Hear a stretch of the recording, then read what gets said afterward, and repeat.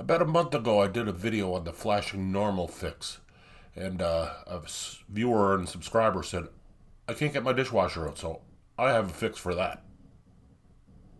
Instead of taking the dishwasher out, I'm going to go with a different plan. Shop vac.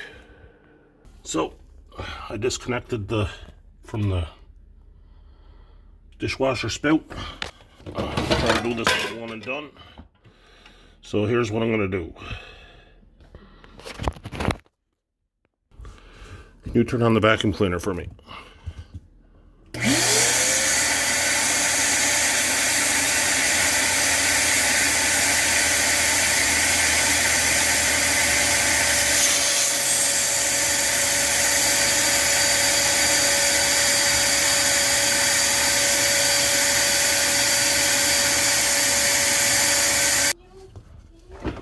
Tighten it back up.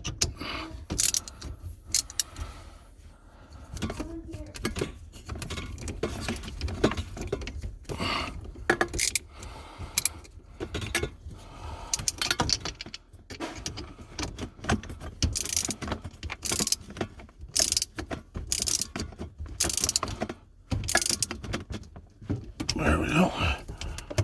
All right. And